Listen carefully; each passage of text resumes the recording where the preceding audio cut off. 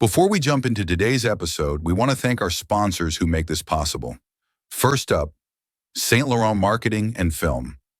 Professional photography, video, branding, and creative direction for businesses that want to stand out. Next, The Compound, Buffalo's home for style and sound. Custom streetwear and a full recording studio, barbershop, podcasting, and so much more, where culture and creativity meet. We're also proud to be supported by Benefit Bagels, returning this September. More than just bagels, it's about community, giving back, and raising funds for important causes one drop at a time. And finally, What's in Yours Streetwear, a clothing brand and lifestyle movement born right here, representing the culture, the conversation, and the city. Support the people who support us. And now, let's get into the show. All right. Welcome back to the Greenhouse Sessions. I'm your host, The Wiz. Today's conversation, I just want to start with a quick verse that I feel like encapsulates the spirit of this episode. This verse comes from Matthew 19:26. With man, this is impossible, but with God, all things are possible. And today's guest is living proof of that. I first met him not playing lacrosse, but working in a pizzeria in East Aurora, New York. Today, help me welcome local Christian Watts. All right, hometown guy. All right. Now, last time I seen you were working in Pasquale's Pizzeria. Yeah. And you were in high school, right? Yeah, I was in high school. Yeah, I think I was in 17, junior year. Yeah, that was a long time ago. Yeah.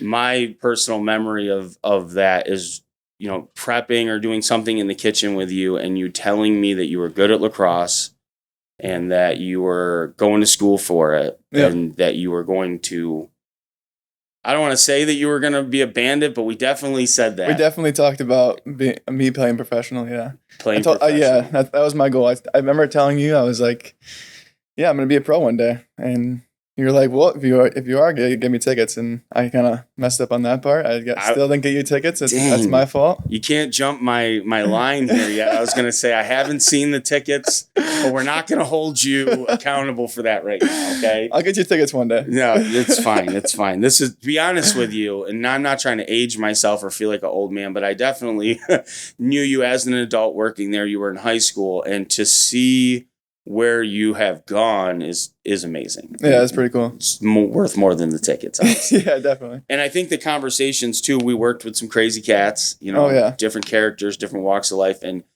I remember saying, like, if you're really going to do that, don't be partying with us. Don't be doing what we're doing, you know, and someday I really feel like we joked around about you being drafted to the Bandits. I probably mainly just because it was the hometown team. I think so, yeah. I do remember that briefly. To you know, we'll get into that, but for things to have gone the way they are, my first question actually is, did you ever think, you know, looking back at that time in high school, that you would really ever have achieved what you have? 100%. Like I think I was fully almost delusional in that aspect where, like, I don't know, I would go to the games and I'd be like, I can do this. Like, you could put me out there right now. I would be like, not an impact player, but I could be out there and like play. That was like where I was in the mindset at the time, and it kind of led me to work harder to get to that point. But I definitely fully believed I was going pro. Now, okay, you said you grew up obviously in East Aurora, but you went to school at Bishop Timon? Yeah, I did. Yeah, I went to East Aurora Middle School, and then I went to Bishop Timon here, actually in South Buffalo here. Shout out South Buffalo. Yeah, so all of my close friends are still here, and a lot of people have moved away. But yeah, definitely definitely made an impact, and the South Buffalo made an impact on me, honestly. So I love it. Is the program there something that is a higher level program, or is it just something that your family intended on you going to that school and you were just good at the team? So honestly, Timon's been pretty historically known for being good at lacrosse. Like, not currently, but back in the day in 2013, 2014, back-to-back state championships. I think they're the only team in Buffalo to ever win a state championship, actually. So a lot of teams have made it there. A lot of public schools have, like Orchard Park, have gotten to the state championship, but nobody's ever won it. Mm-hmm. So that was like pretty cool growing up and seeing my brother win a state championship, my friends win a state championship. Like, I played with those guys in the summertime. Like, definitely a cool experience. But yeah, well, my brother went there, so that was my main reason I wanted to go there. But yeah, it was just a pretty historically known, like, everybody knew Timon was the team to be on.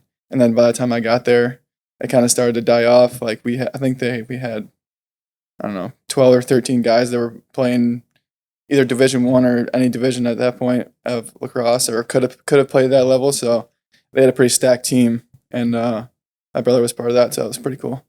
But as soon as I got there, we kind of dropped off a little bit. We still made it to the playoffs, but we weren't the same caliber of team. I got you. I actually remember one pretty cool story, actually. So we were like nationally ranked, or they were nationally ranked before I got there. And then when I was a freshman, they always had a sick schedule. And I remember first game ever playing as a freshman, starting against a team, and we show up to Baltimore, Maryland, against the number 1 team in the country, Landon. And we're like, I'm like, oh man, my stomach's dropping. But by the time I get there, like, we're about to play the best team in the country. Like, what's this about to be like? And we got absolutely smacked, like 15-0. We got probably like a couple shots off on this team. Like, kids were throwing like one-handed behind the backs, scoring one-handed, like, just next level play. And that was honestly a humbling experience for me, because like in Buffalo, you only really know how good like the Buffalo players are, and then you go and play the best team in the country, and kids are just at a next level of athleticism and like talent. It was pretty cool. But that must have been a life lesson, I guess, for moving forward. Yeah, definitely. How did, like, memories of playing in high school and stuff like that, like you're talking about, do you feel like you did certain things in high school specifically that got you noticed, or do you know how you got to like the college aspect? You know what I mean? Noticed for college. How did that go? Well, lacrosse, for getting recruited, it was all club teams. Like, everybody knows that if you want to go Division I, you have to kind of pay the price for it. You know, like, you got to go play Sweet Lax, or you got to go play like a high level club team like Orange Crush or any of those big names for club lacrosse. And that's really where the coaches see you, because honestly, when you're in season, they're in season as well too. So they're coaching, they're taking care of all their guys that are currently with. But in the summertime, that's when they're off, and that's when they're all watching you. So the rules were different back then when I was getting recruited too. It was crazy. Like, people are committing to like Penn State, Maryland in 8th grade. And you're like, how are these kids handling this? Like, you know what I mean? Like, I remember I was in 8th grade and I got a call from John Tillman, like one of the greatest coaches in history. And I'm in 8th grade. Like, I can barely tie my shoes at the time. And I'm getting called by one of the best Division I coaches of all time. So it's like, it was just weird how that whole recruiting process went in high school too. Is like, there was like phases of getting like super good looks. Like, Syracuse would call me, like all these crazy schools would call me, and then like would hear nothing, because like they couldn't call you again. It was weird. Like, the rules were just very spotty back then, and now it's better because junior year hits just like football. September 1st hits of your junior year, you could talk to anybody and they can talk to you. That's how it should have been the whole time. But when I was growing up, the recruiting process was way different, and it was definitely a lot more sketchy and like a lot more loopholes that people had to get around. So it was definitely different. I gotcha. And now you went to Siena College. Yeah. And I believe, again, I'm hazy on exactly when we worked together, like where you were in your career. I just know that pretty sure you already knew you were going to that college. Yeah. I think I was in the process of like committing when I was with you. Yeah. Because that was like between my junior and senior year. I think I was talking to a bunch of coaches and stuff. We're going on visits and stuff. Okay. So that was like the summer that you get the most looks. And I remember where I specifically got the looks from Siena was they used to have this Under Armour All-American team you can go try out for. Like you had to get invited to try out, but you would try out and you would get knocked out. They would knock the rosters down to 80, and then the next game would be like 40, and then you go home and then they call you if you make the 20-man roster.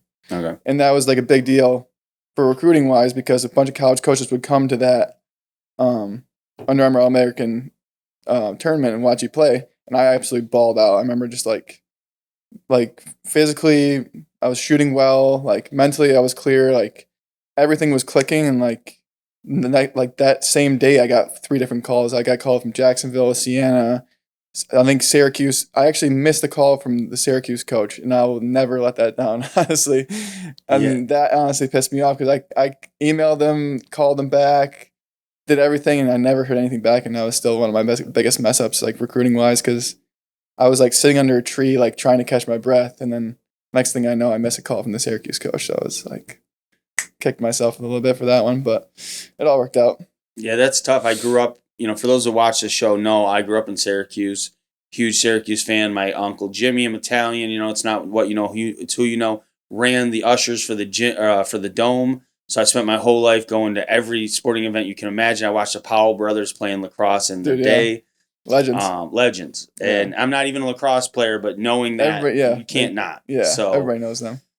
I can understand I'd still be mad. Yeah. But definitely frustrating. It seems that you were successful in Siena. I mean, you want to talk about going to that program, what that was like? Yeah, it was pretty cool.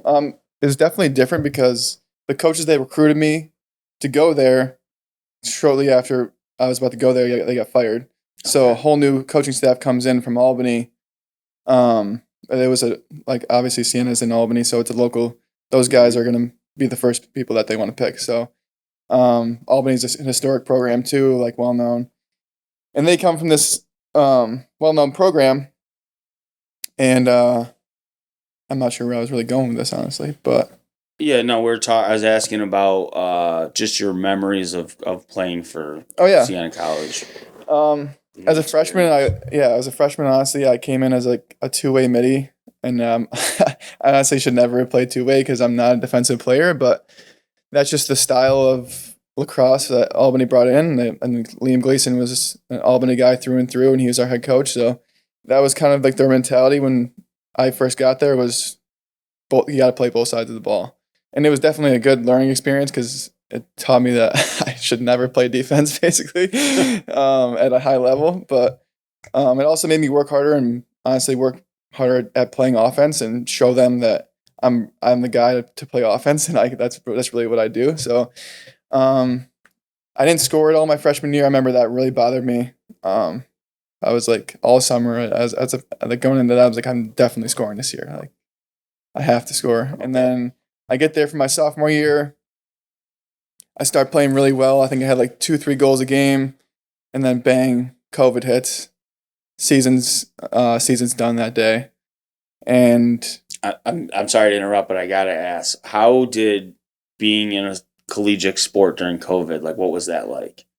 honestly, it was awful. Because like we had more rules than like the school had. So the school had their set of rules that you couldn't do. Well, first of all, everybody got sent back they tried to send everybody back, and I was like, I'm not going back knowing that I could bring this virus to my family. Okay. So for a little bit, we stayed at our buddy's lake house for a little bit, which was actually pretty cool. That was a fun experience. But basically, I just didn't want to just bring home the virus and just get everybody in my house sick because who knows how many people were at my house at the time. So I obviously come from a big family, so that was a big thing for me. I'm like, I'm not going to get my family sick. But honestly, the rules, it kind of sucked. It kind of felt like you were kind of trapped because we weren't allowed to go out to eat.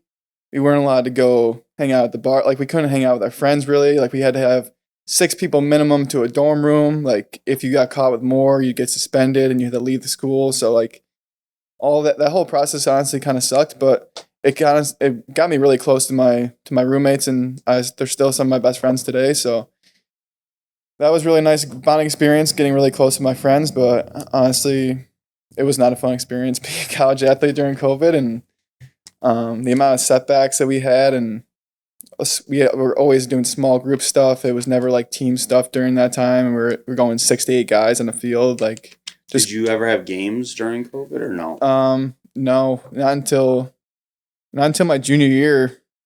Was when we got back to games. But once in that March era of my sophomore year, we didn't have a game until probably a year and a half from then. Or yeah, maybe it's just a year, but it felt like a long time. Yeah, so COVID experience definitely was not enjoyable, but I got a lot of reps in. I got a lot better. Like, my grades got a lot better because I got to focus on school more. So there was some benefits to it, but overall, not a good experience. Yeah. You're in college, and do you start thinking about the draft? Is there like coaches that are saying, hey, you could get drafted? How does that happen? Yeah, so that process for me was actually pretty weird because I had to do it on my own. Okay. So I had to realize that, hey, this is my draft year. Like, 2022 is my draft year. I have to get my name in this pool, or I won't be looked at, basically, or like I won't be able to get picked up. So I had to go. I went on the NLL website. I'm like, all right, where do I go from here? It's like, you type in all your information. This is like your draft information, where you played, how long you played for, what notable records, like where did you go to, like, college, all that stuff. So put all that in, entered my name in basically to just a database for the NLL, and kind of hope for the best. But I also had some other connections where, because I was playing box lacrosse my whole college career. Every summer, I would come home. I played juniors for Niagara on the Lake in Ontario. During COVID, I still played during COVID. I was driving to New Jersey every single weekend to play box lacrosse and during COVID. That was a cool experience because that was one of the times where there was no lacrosse going on in our area. Like, Ontario didn't have anything going on, which is like super rare because it was bad in Canada. And the only league that they had was called the IBLA, which isn't even a league anymore. But it was basically a senior A league for summertime, and people were coming from Canada. People were driving through the Akwesasne border just to get past the border, and coming down and playing for us. So we had a bunch of Canadians living in hotel rooms, living in vans outside. Like, it was crazy. It was a crazy time because, like, everybody just wanted to play lacrosse, and it was during COVID and nobody could. So this was like kind of like the out for everybody to get playing again. So that was pretty cool. Wow. Yeah, so playing box lacrosse every summer, getting better. And my coach, I think my first coach I ever had, his name's Randy Chrysler. He texted me. He's like, hey, are you going to enter the draft? And I was like, yeah, I probably should do that, right? And he's like, yeah, this is your draft year. So I start, as soon as he told me that, I just started looking up everything to do, put all my information in. And then it gets to September time. So that was when you get drafted. And I heard nothing.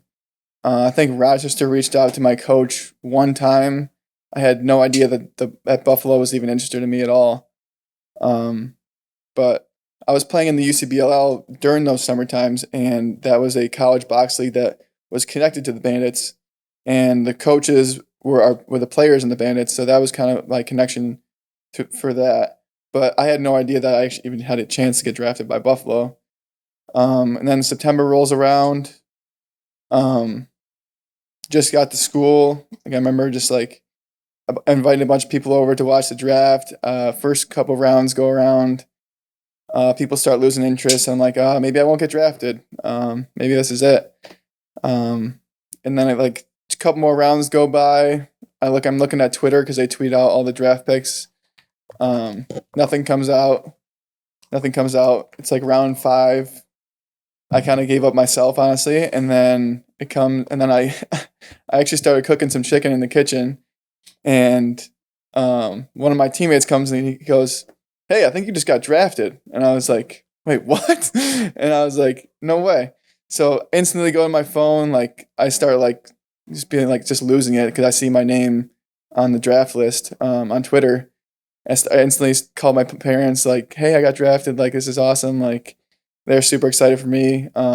Pretty emotional experience when I talked to my dad about it for the first time. Where did you get drafted to? To Buffalo Okay. Bandits, yeah. I think it was 5th round, pick like 82. But yeah, it was pretty cool experience. Definitely called every single one of my family members like ecstatic after that. Celebrated a little bit with my teammates. That was definitely fun. It's got to be quite an amazing experience.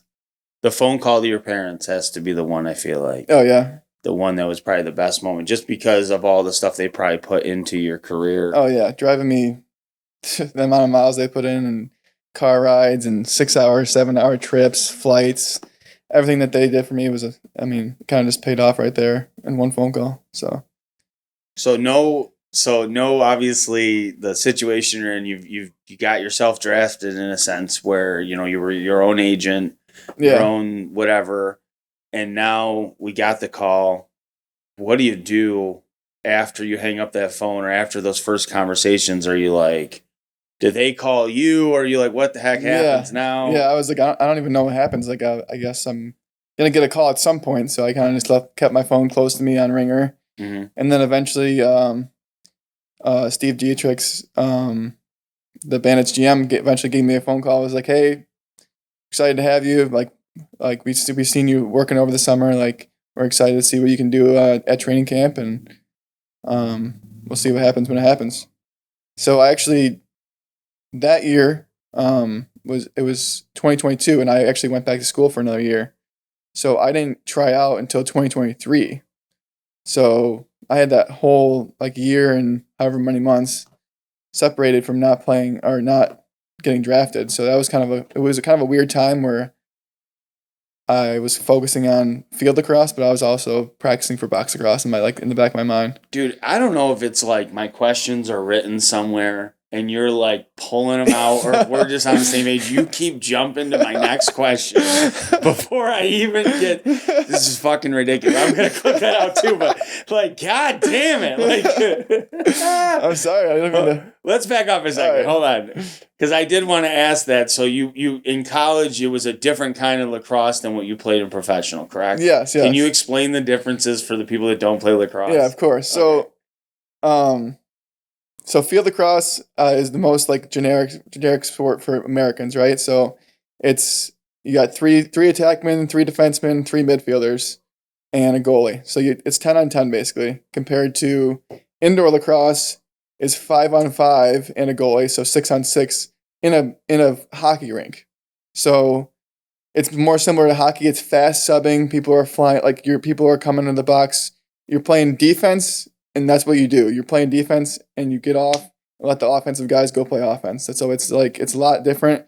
It's fast subbing. There's breakaways. There's fighting. It's a lot more aggressive. It's smaller. It's faster paced. People are getting hit often. The rules are different. You're getting cross checked instead of in field lacrosse. A lot of time it's just slashing and a little bit of pushing. But indoor, you're so tight to everybody, and there's no long pulls, so you're just using short sticks. But you're so much. There's no long pulls in indoor. I never noticed that in all the games. Yeah, so it's only short sticks. So in professional, you're not allowed to have they use wooden sticks in our league in the summertime.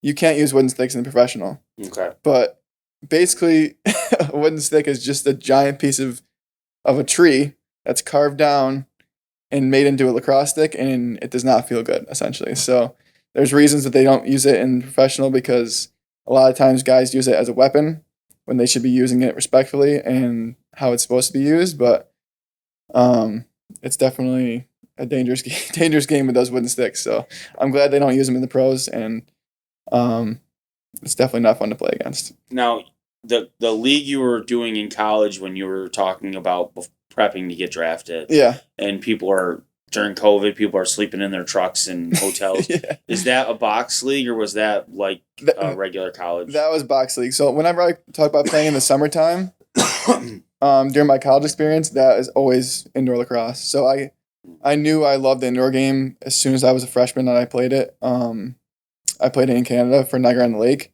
Okay. And that was when I fell in love with the game. It's like the speed of it, the physicality of it is just completely different. Like, you go out there, you could get hit 47 times in one shift, and like you just go out there and do it again. You know what I mean? Like you just it kind of just builds like a mentality that you're just never gonna back down kind of mentality. So I always loved that. And it's like in field lacrosse, you could get the ball, you can maybe touch the ball a couple times a possession, and you might get slashed one time. Or you might not even touch the ball and you're just out there running around. Like in box lacrosse, everybody's touching the ball, zinging the ball around. You're getting a lot of reps every time. You're getting involved right away in the game. Because for me, I always struggled when I didn't touch the ball right away in field lacrosse. So there was times where I'm an off-ball guy, so like I'm not always carrying the ball.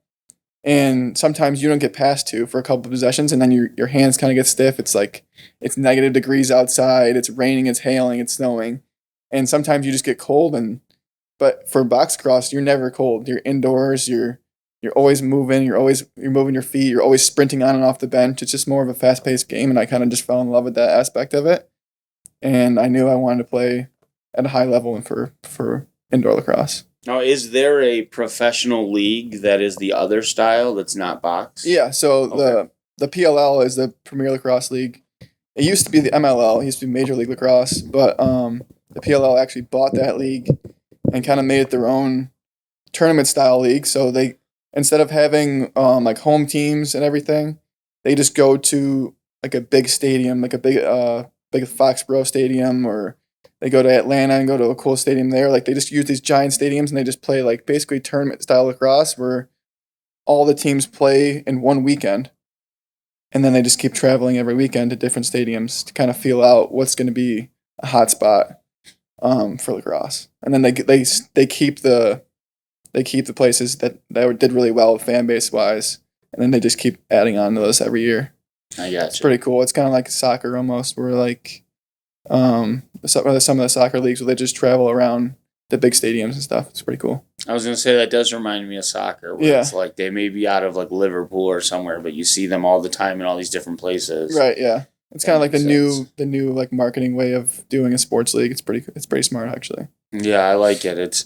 I know that I'm probably going to get shit in the comments for this comment, but it's kind of like the way that the Savannah Bananas marketed themselves, even though it's not like baseball or something. Yeah, it's not like technically the Harlem pro league, Globetrotters. but yeah. But that's why they're doing so well. They're selling out baseball stadiums that aren't selling out for their own teams. Right, they're selling entertainment. They're not just selling sports. Yeah, it's really smart actually. So I do see the value in that whole like traveling aspect. Oh, 100%. Yeah, definitely. So, all right. So to get back on track with the journey here. Yeah. Now we're drafted. You've talked to the team, and we've got to experience our first time, with the team. So how did you do you have any memorable, like the first time you were out with the team doing something or playing something, or how did that go for you? Honestly, the most memorable thing for like at training camp was our scrimmage against Vegas. Okay. That was my like realization moment that I could play like at that level basically. Because everything before that was just practice, and like obviously those guys, they're the best of the best in the Bandits. So it's like you're playing against the best of the best, and then you go and play against someone else, and you're like, dang, I can really play like with these guys, because like you're practicing with the best people in the world, and then you go play against other guys, and you're like, dang, like I can really do this. So I think I had like three or four goals that game against Vegas, and that was kind of like just my like realization, and like I can play this level kind of like realization. It was cool. And like those guys were super welcoming. Like they loved having me. They loved getting me better. Like the amount of like little tips and tricks that they gave me like completely changes the game. How I still play the game today. Like those guys' IQs are next level. Like the way that they think about the game is not how normal people play lacrosse. It's next level IQ and mentality, and it's definitely cool. It was cool to be a part of for sure. As a fan, it's definitely hard to follow the way they play. You're watching the ball, and all of a sudden it's over here, and it's just crazy. Yeah, so. Next level stick skills for sure. Yeah. Did you now? So how long were you there? I know that you had said that you've moved on now, but like, can you kind of talk about like how long were you there? What did you get to experience before you moved on from the Bandits, so on? Yeah. So it was training camp starts in November. Okay. So I was there from November up until, I want to say, I was like, what is that, the spring sometime? I think I want to say it was May, because I played the entire season with them. Okay. So it was from November, and our first game was in like the beginning of December. Mm-hmm. And then the last game of the season was probably near May. Okay. So what was the first time you walked? Like the first time you were on the floor, the field? yeah, the floor. The floor. Yeah, we call it Okay. the floor. Yeah, On the floor as a bandit in a bandit uniform. What was that like? that was sick. It was in February. It was against Rochester Nighthawks. Okay. So I Shout knew. out to them. Yeah, shout out to Rochester. They're new things going on with them, so we're gonna give them a quick shout out. Anyways. Oh, it was sick. I mean, just like standing at the tunnel, like hearing how loud the crowd was and hearing my name get called, running out there was unreal experience. Like, just like I don't even know how to describe it. That many people cheering on for you was a sick experience. Just like being out there on the bench and just looking up and just realizing that the entire stadium is just packed with 17,000 people screaming their hearts out and like being passionate about your team is pretty. It definitely makes you play harder. It makes you play faster, and definitely a sick experience. Do you feel like no matter where you go from here, career wise or whatever the future holds, because I know you have no way of knowing what your future holds. Right.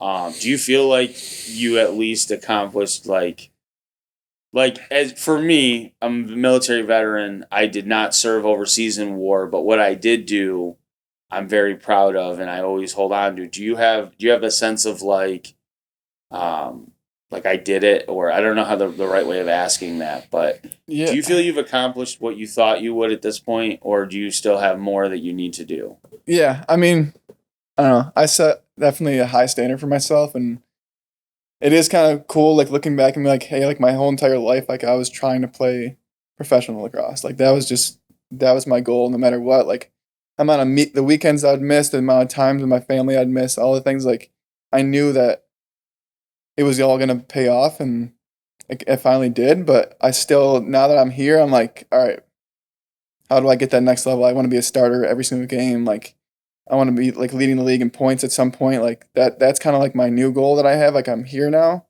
and like I know I have the ability. So now it's just like playing with confidence, being consistent, and like getting that next level of the league is like what my goal is.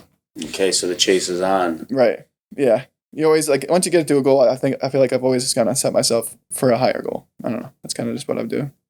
Okay. When we were talking before like, the show. Oh, sorry. No. Like just for like high school, for example, like my goal was to go Division I, knowing that would help me to play pro. But like there was always steps along the way. It was like, or even when I was a freshman, it was like play Sweelax was my goal, and then it was like get recruited to play D1, and then it was from D1 to play pro. So it's like just kind of just like I'm just making like little goals to add up to my big goals. And even one of my little goals at the time when I was younger, it was still like to be an MVP. So like obviously everybody's goal is to be the best player, but like that's still inside me, and still like I'm still reaching that. I still practice every day. I still train every day just to become. So like I'm not stopping here. Basically, I'm just gonna keep trying to keep trying to like kill the small goals to get to the big goal. Now I know we talked a little bit before the show about the free agency stuff. We don't have to get back into it completely, but I'm curious. Did you go anywhere else yet, or is that something you're still working on, team-wise? Yeah, so I don't know. It's kind of a weird time right now because with the league, they pushed back free agency until a couple days ago. So usually it's August 1st. As free agency opens up, teams can start talking to you, and it kind of just goes from there. But it's also a weird time where like the summer finals are still going on. So like we have President's Cup coming up this weekend. And that is basically just like a national tournament. All the senior B leagues, so like all the leagues that are like mine, the winners of those leagues come together and they play in this giant tournament in Canada. So it's called President's Cup. And the team I used to play for actually is hosting it this year. So our first game is my team right now, Allegheny Arrows versus the Brooklyn Merchants, is the first game of the tournament, or our first game of the tournament. So that's pretty cool. Like I get to play against my old team with my new team, so it's gonna be kind of a cool experience. And I have some buddies that are still on the team, so it'll be fun. That'll be great.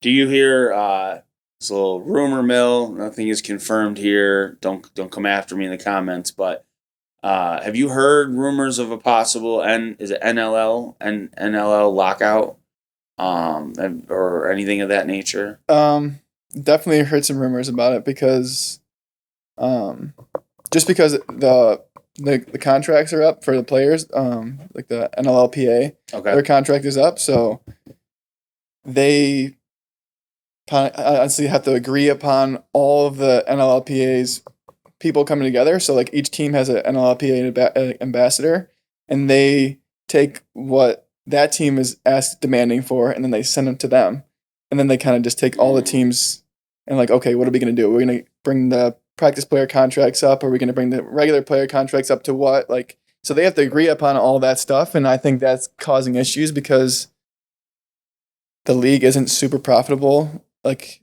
yeah, the league might be profitable because of some teams, but not every team is profitable. So that causes issues where they're going to have to start shelling out more money, and they're already not profitable as it is. So it's like, how is that going to work contract-wise? Like, how is a player going to be making that much more where it's going to cause more teams to fold? Or like, I don't know. It's just a kind of a sketchy situation.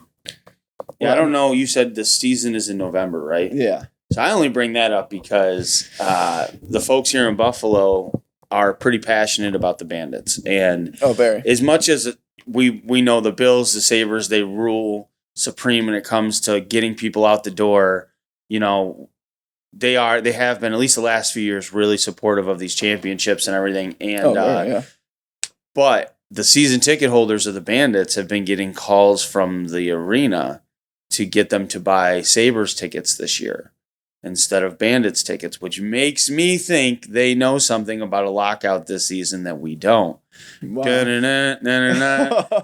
if that's true, I didn't know about that. Yeah, if that is true, then maybe there is a lockout coming. I don't know. It's very don't shoot the messenger if it doesn't happen. It's very possible. It's very possible. I mean, I've been thinking about it too. It's like, I mean, and a lot of the players are talking about it as well. It's like, where is this money going to come from? You know what I mean? Like, if everybody's going to get paid more, and like, let's say Buffalo and a couple other teams are profitable, like, what happens to the rest of the teams? You know? So it's like, right.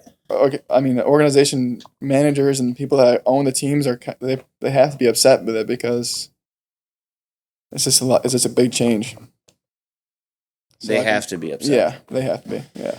I mean, I don't know if you know this, but in the hockey world, the NHL is upset with the Sabres. And really? Last week, I don't know if it's John Tortorella, whoever the head of NHL operations went to the Sabres and, you know, with a group of representatives to represent the other team owners to say that they're concerned about our team. And that tells me that we need to start doing something to win now. This is not unprecedented. A year or two ago, they went to Winnipeg.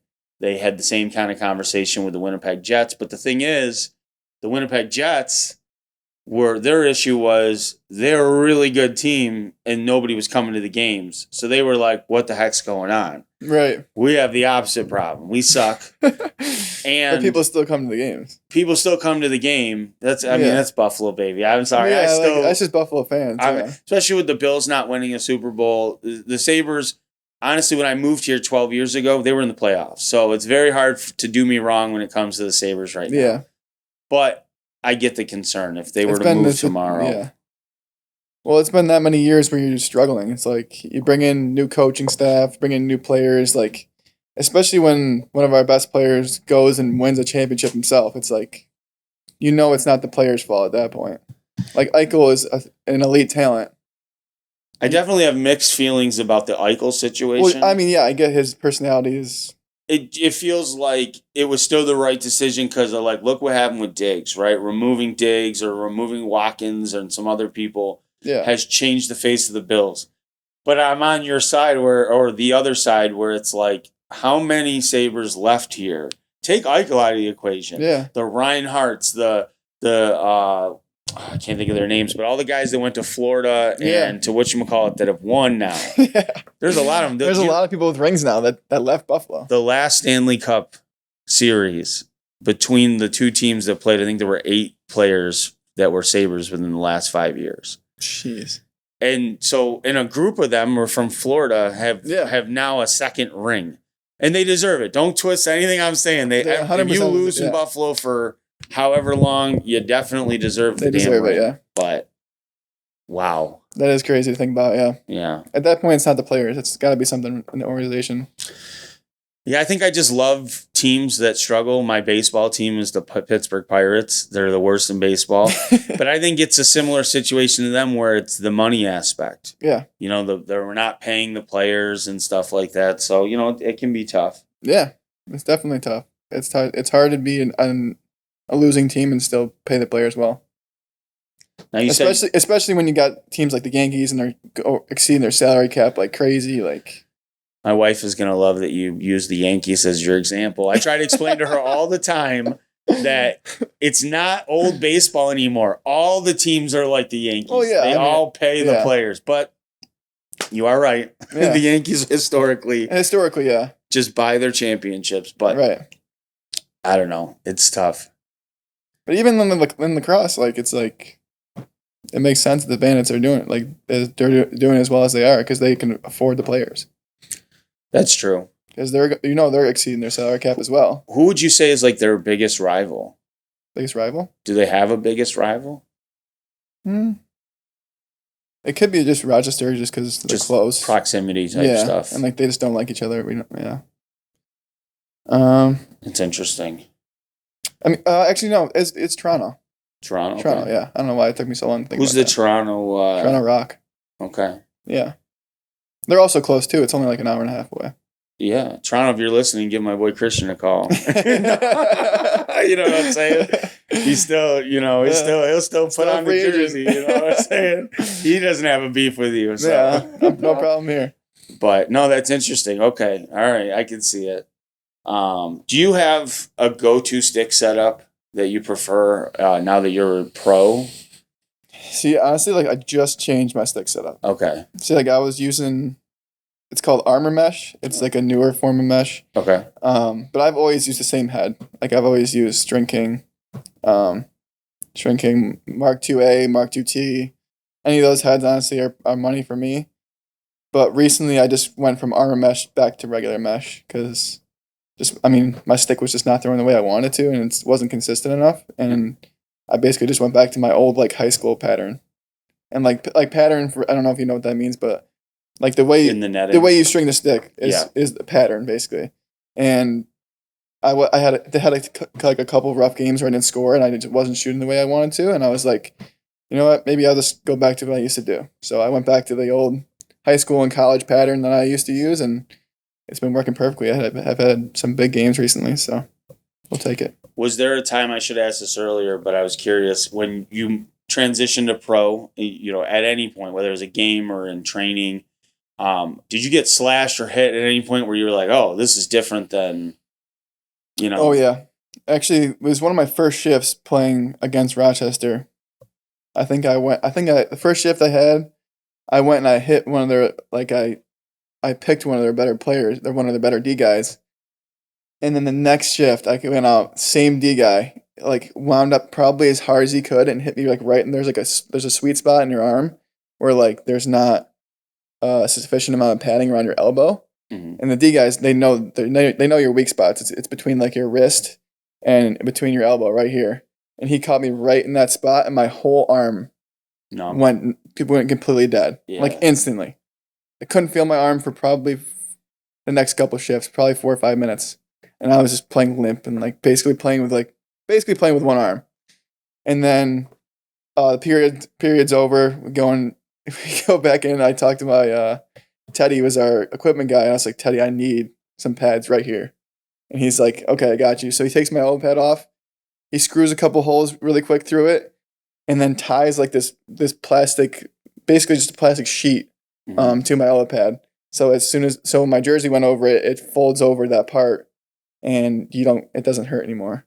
So I still have that piece on my elbow pad, and I'll never take it off because it's a lifesaver. It's just like a surprise. Oh yeah, Is there a defender? I'll never forget that. What was that? I'll never forget that, like that check, and like I'm never going through that again. That was brutal. I can't imagine. Yeah. Is there a defender that you would say was the hardest you ever faced, or somebody like that when you played against them, you were like, oh shit, or not really? There's been a couple guys actually. Shoot, I think the worst was probably last summer. Last summer playing against Six Nations. I think I might have to double check his name. I think it's Rory Smith. Yeah, I think it's Rory Smith. I could be wrong though. Something Smith. He's just like one of the most feared. Like he was feared in the NLL. He's like, I don't know, 15 seasons ago. Like would fight anybody to the nails. Like just an absolute like just a goon basically. Like he's out there just to take out your best player, and he's out there just to old school hockey. just to fight the toughest guy on your team, basically just demoralize your team. So I remember it was Ontario Finals Championship last year. I was playing against Six Nations, and every single shift, he's meeting me at the midline basically. So like I come out of the box, he comes out of the box, and he's just trailing me. Like I can just feel his eyes just lock onto me. And also before this, every game we played this guy at the midline warming up, he's shadow boxing and watching me warm up the entire game, the entire warm up. He doesn't go with a team warm up. Is he doing this to get into your head? Yeah. Okay. Oh, 100%. I'm trying not to look at him, but I know he's doing it. Like you can feel when someone's just staring at you, like he's just staring at me at the midline, and he's just backing up, shadow boxing the entire time.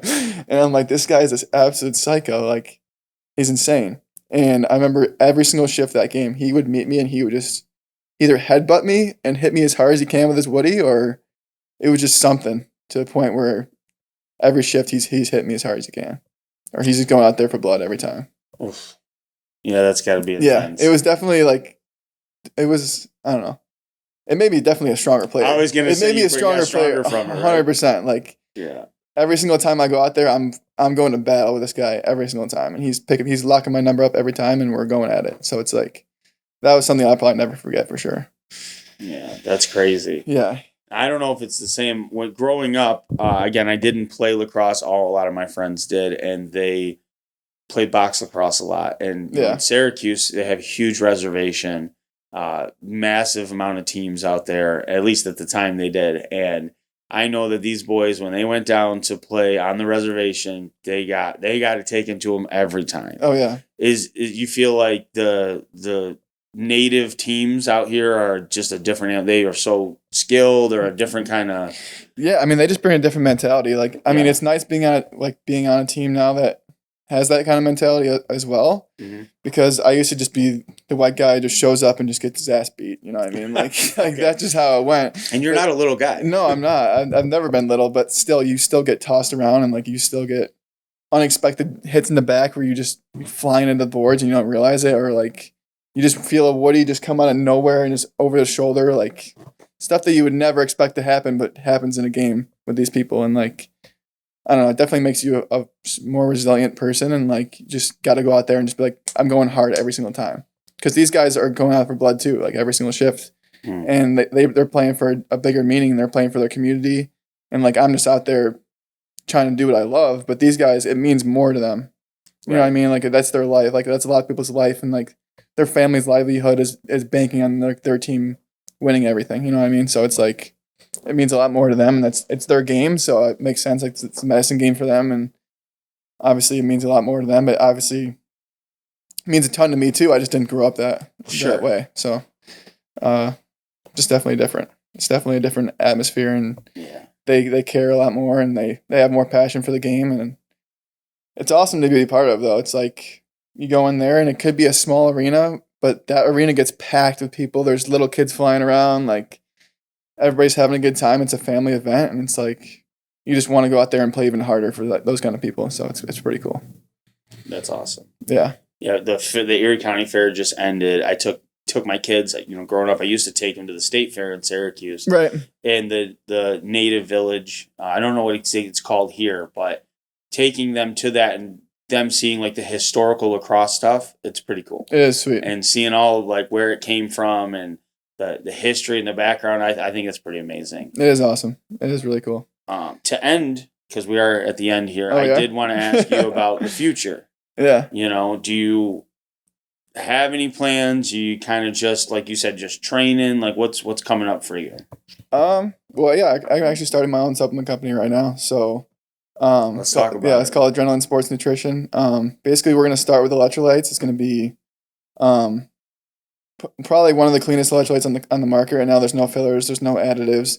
There's no natural flavors and no artificial flavors. It's basically just going to be just exactly how many electrolytes an athlete would need, or someone who's sweating a lot or doing a lot of physical activity, what they would need in a daily amount, and you'll get that amount of sodium, potassium, magnesium, calcium, and trace minerals, basically, without having all the fillers, bullshit, sugar, all that stuff that you don't need, basically, in a liquid IV, or those packets. It's basically gonna be like that, but it's gonna be all natural. It's gonna be flavored with fruit powders instead of natural flavors and artificial flavors. So it's gonna be basically an all natural thing that you can take every day, and it makes me feel amazing every day. I feel more alert, less brain fog, less like a little if you eat a meal at like 1:30, 2 o'clock, it kind of makes you feel like you're just like drained and you just want to go to bed, take a nap. Sure.